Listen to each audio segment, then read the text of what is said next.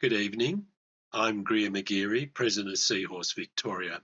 My guest tonight is Dr. Stephanie Dykes, the Executive Director of Institutional Effectiveness at North Seattle College in Seattle, Washington State, USA. Welcome, Stephanie. Thank you, Greer. It's so good to be talking with you again. And I know the last time we spoke was during the time of the prior president of the United States. So it's good to be talking with you again, but under better circumstances now. So thank you so much for this opportunity. Before we sort of get into the current sort of state of various things in America, a little bit more about what you do at the North Seattle College, because you got employed as a trans woman and you've been there for quite a number of years now. Could you tell us about that and how you've been accepted as a trans person? This is now my roughly third higher ed job. And I've done all the interviewing as a trans woman. And I'm very fortunate that my higher ed career has been in kind of um, Democratic controlled states. So that's been a big help. Um, in terms of my current job, I've been there for over 7 years now, which just seems like shocking because the time's gone by so fast. I think it matters a lot, unfortunately, in the United States where a trans person or gender diverse person works, because there are still many states in the United States where you can certainly be fired for being trans. And even if you live in a state where you're a quote protected class, um, if people don't want to hire you, they can, kind of come up with any reason they want to. But I've been extremely fortunate to, be employed and to paraphrase Dr. King, that I was judged by the content of my character when applying for these jobs rather than, by my gender identity or my gender expression. So, and I do what a lot of trans people do. When I listen when people are talking about me, and uh, I'm hard pressed to think of a time when anybody mispronouned me, which is, it's always that moment of relief when you realize, oh, they use the correct pronouns. With the business and this college sort of employing you and accepting you, how do you find the acceptance with the students and the people external that you need to deal with? In my job as executive director of institutional effectiveness, um, I don't really have any direct student contact. I mainly, interact with data, especially survey data. In terms of my day-to-day life, when I go to a grocery store, I don't really need to worry about, people leering at me or anything like that. Um, I hate to kind of touch on that sort of emotionally charged word, passing, because I know for many people in the trans community, passing is important. For others, they think it should be a non-issue. And I think in an ideal world, passing should not be something you have to worry about, but that's not the world we live in right now, and that's certainly not how it is in the United States. So, when I'm out and about in my day-to-day living, um, I try to be the best person I can be. So I try to be, kind, and I try to be good at what I do. And um, so, for example, I'm the first trans woman to sing with the Seattle Men's Chorus in its over 40-year history. So I know a lot of folks kind of run LGBT together, but the equation I like to say is L plus G plus B plus T does not necessarily equal one big happy family. So I I kind of feel like, be the best person you can be. And that way, if anybody does judge you, then it all boils down to transphobia because, you're being your best person, so they can't make anything else up about you.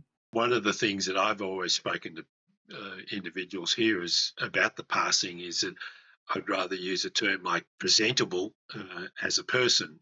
And you've just touched upon all those elements in that. Singing and being involved in the choir, that's been a hobby of yours, or more than a hobby, I gather, for many years. Yeah, yeah. I've been singing in choirs and choruses since I was about 15 years old. So I'm actually coming up on a half century of singing. What I find about singing is it's on one hand, it's a way to socialize and you get to meet people, but singing brings me joy and music brings me joy. So, singing is good for my mental health.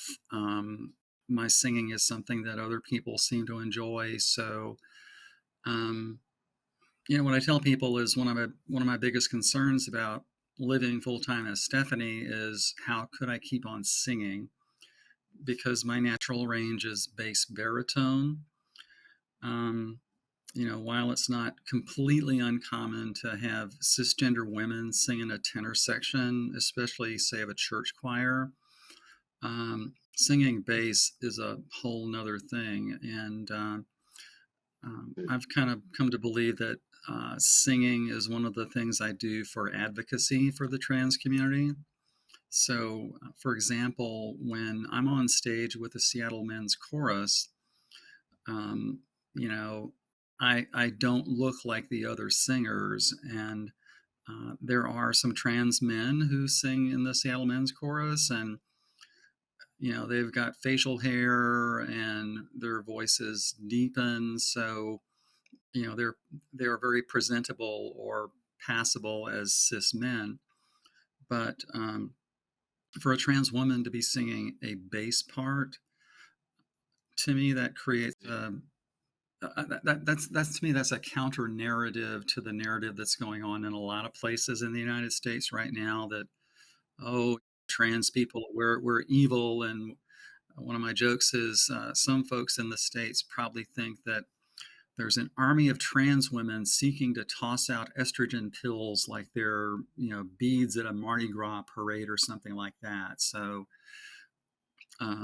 yeah, so my singing it's a way I do advocacy for people like me. The interesting aspect of you know what you just mentioned there about the anti-trans sentiment by a lot of people is that they quote ancient documents like the Bible and things like that, and seem to forget that um, the fact that they're mentioned in those ancient documents shows that we existed all the way back then, and all the teaching, and often brutal, such as the Inquisition, no amount of legislation has eradicated um, trans or any other variation.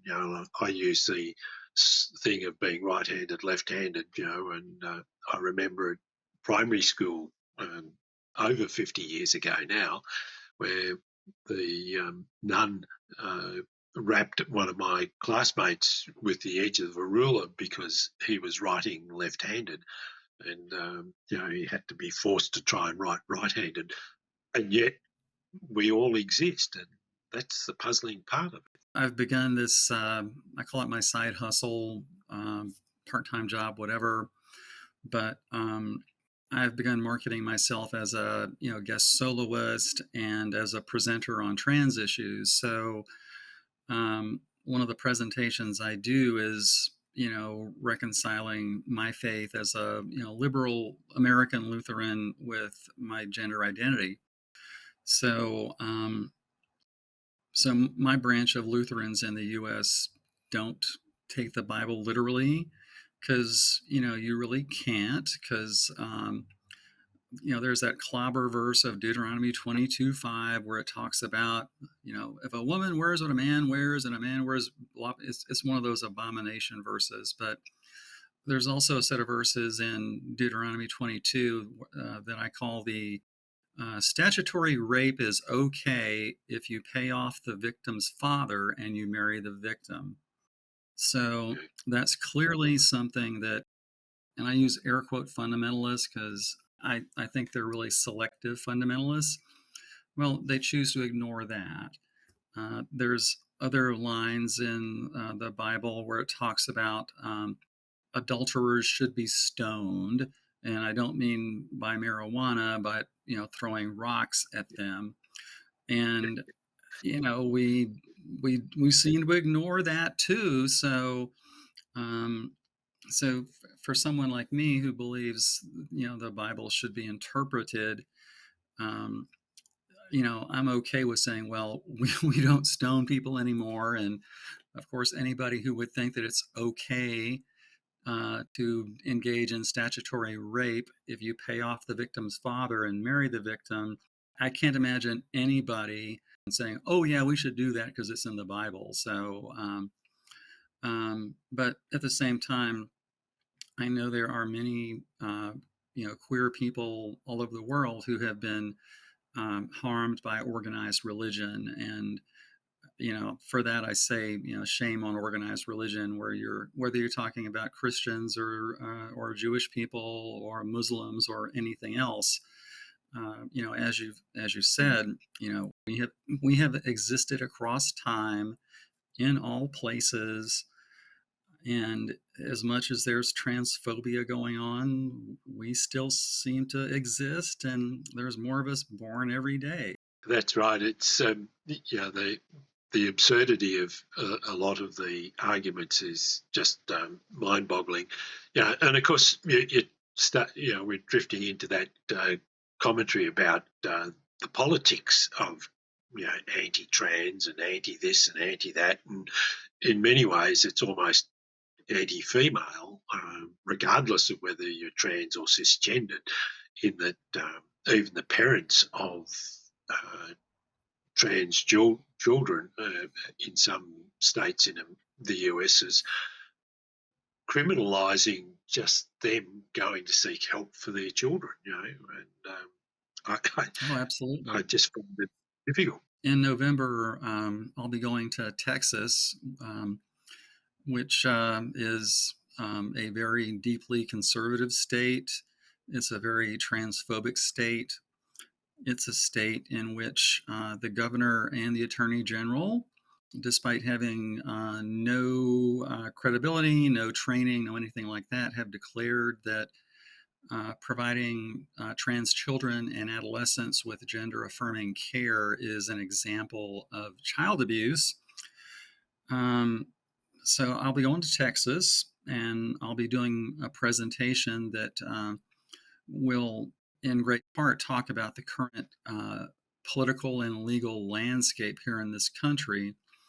And one thing I always include in my presentations are the facts. And of course, facts are things that a lot of people in the United States don't seem to have the ability to deal with. So one thing I present is what the diagnostic criteria are for gender dysphoria, and then I make the conclusion that if a child has a diagnosis for gender dysphoria, denying that child treatment is that's truly abominable. That's truly child abuse.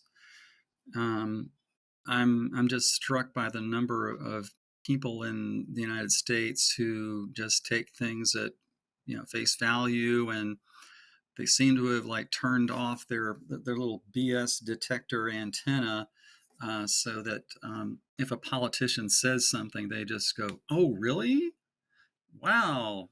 So, and my overall theory is that now in the United States, that gay marriage is legal, or at least legal for now. Who knows what the Supreme Court will do in the future? The far right needs a new target, and that target is trans folks. Yeah, and that's very similar to here in Australia. Is that just prior to our recent election at the federal level, and our well, I don't know why we call them conservative, because I don't know what they're conserving.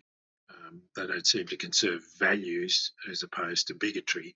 But our former Prime Minister introduced an anti-trans theme into the election by, in one electorate, selecting a person who was very anti-trans, and they used the in sport as the key element, because I think Leah Thomas in the US was the example being used, somebody that was at a mid-level standard of swimming rather than the elite standard of swimming, just because she was tall.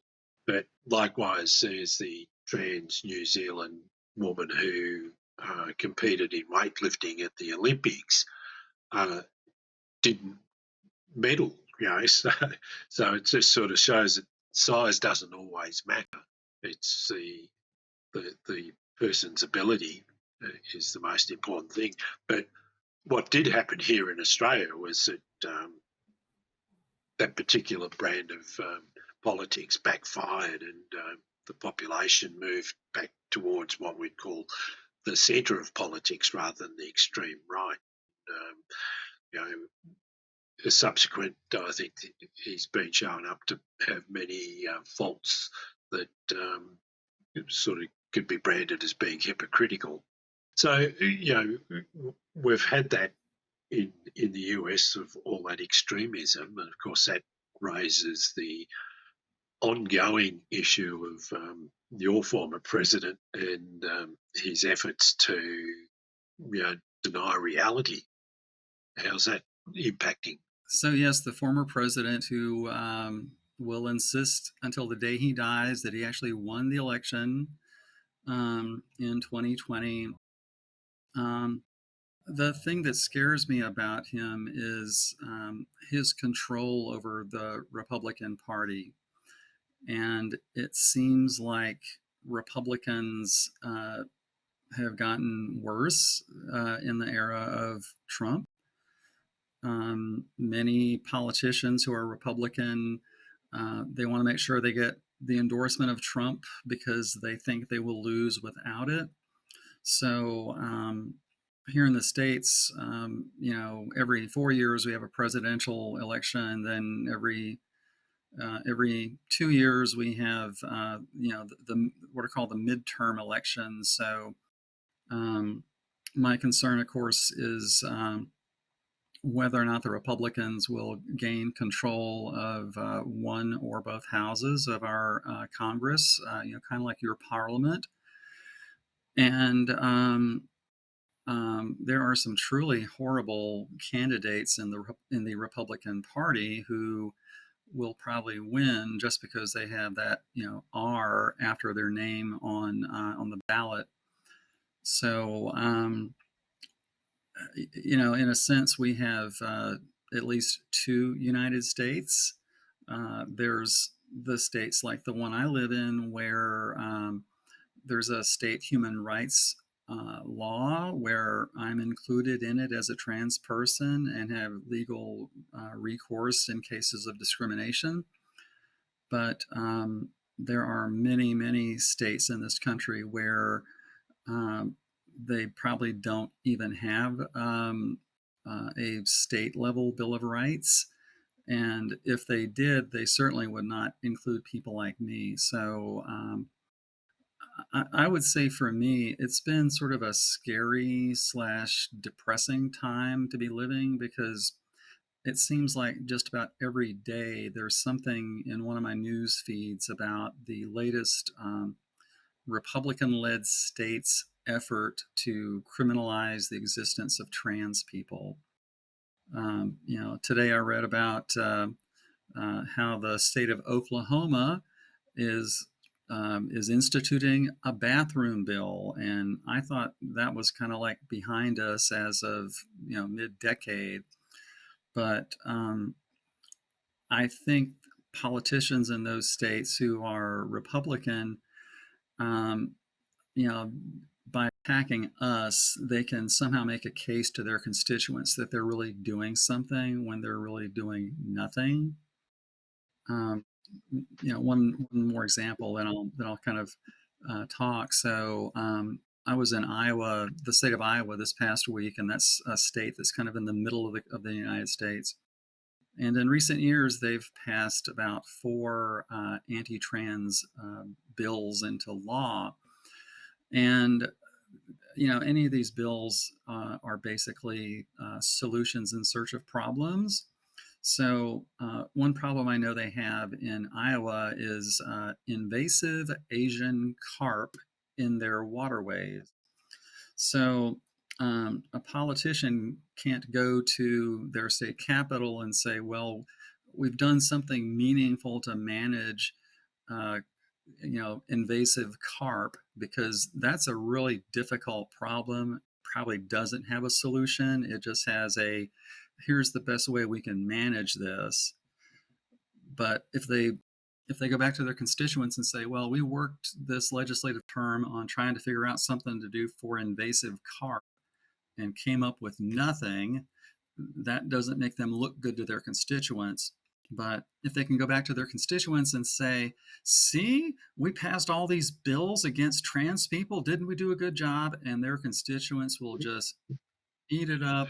The old look over there, yes, yeah, sort of distract you from what it is. But all of what you're sort of saying, and going back to the fact that you said you were going to be going to Texas in November to speak about trans issues, and with all the gun laws, and particularly in Texas itself, do you really worry about your safety as such? Oh, yes. In fact, when I was in Iowa, I did a concert last Thursday night, and this was at at a very liberal American Lutheran congregation. And once I knew they were interested in bringing me in, I said, I want to have visible security at the concert. So they hired, uh, security guards from a security company. They hired four of them. And luckily, they were not needed. But just the fact that I thought about that, that's kind of telling. And when I knew I had the engagement in Texas at Texas Lutheran University, I definitely brought up, I'm going to do this public talk.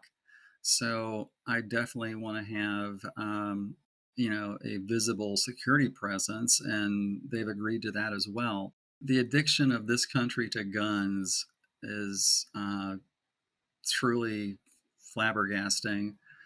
Um, Whatever the founders of the United States intended by the Second Amendment, there's no way they could have imagined, assault rifles and magazines that can carry 100 rounds. I mean, uh, the Declaration of Independence and the Bill of Rights and the Constitution was all written when a single shot musket was the state of the art.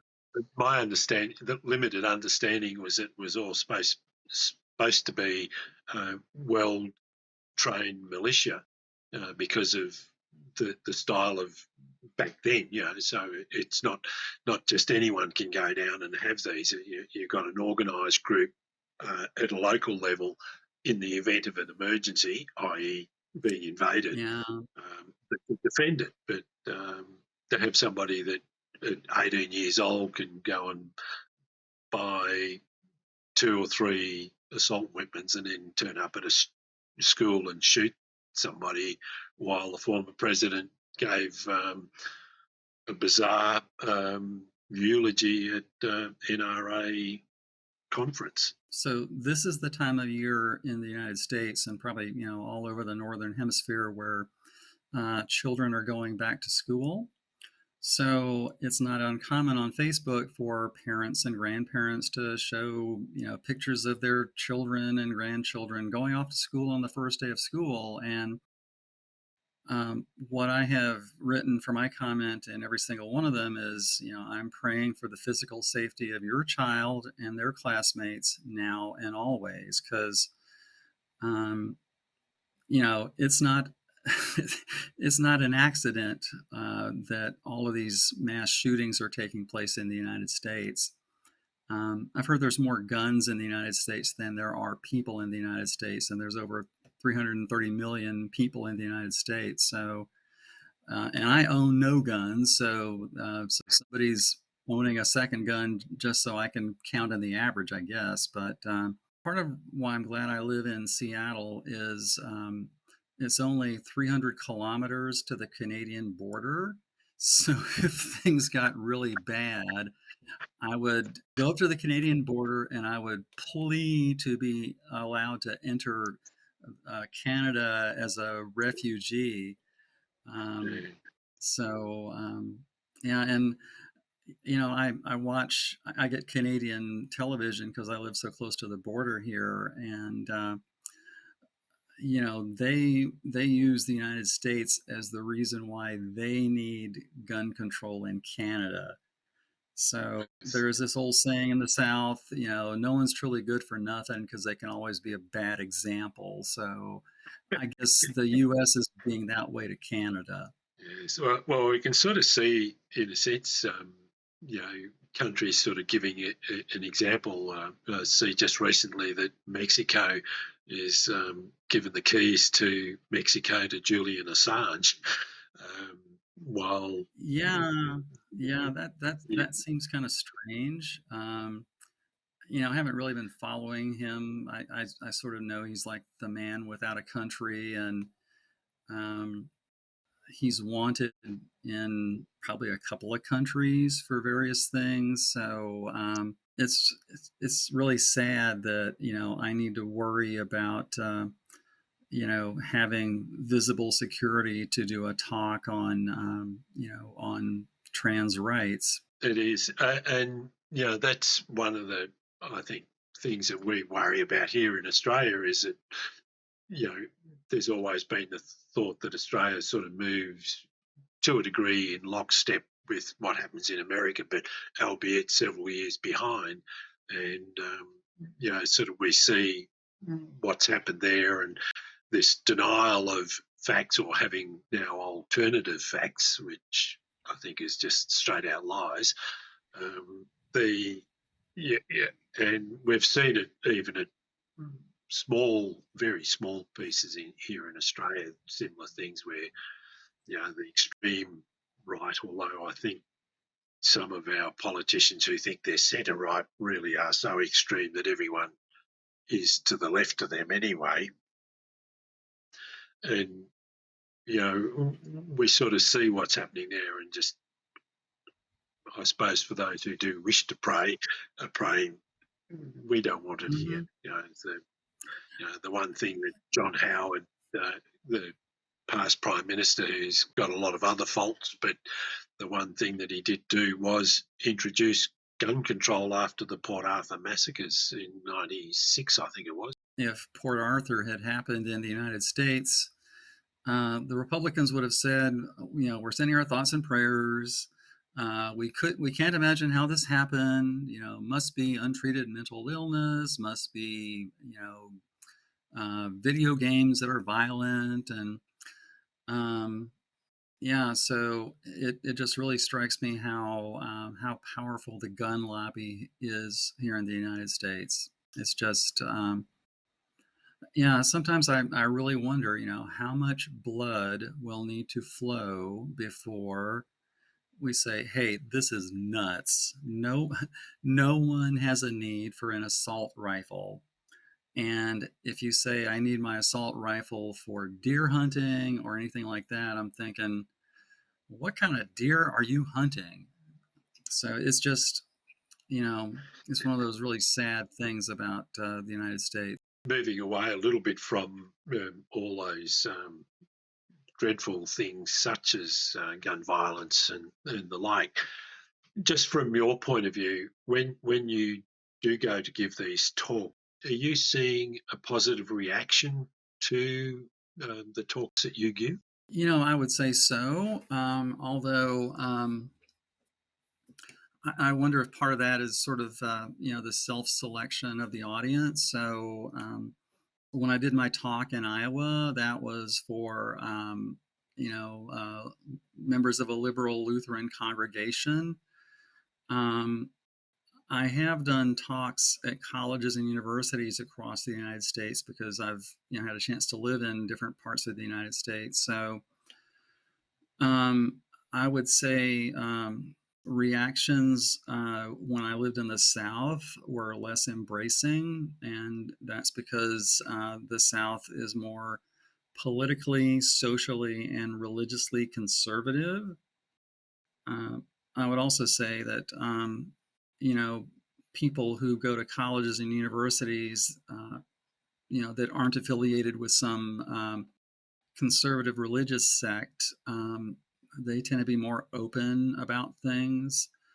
Um, it seems like as I do these talks, you know, people will come up after me and say, "Oh, I've got a child who's trans, or I've got a child who's gay or lesbian, or I've got a sibling who's trans." So um, I think by doing these talks and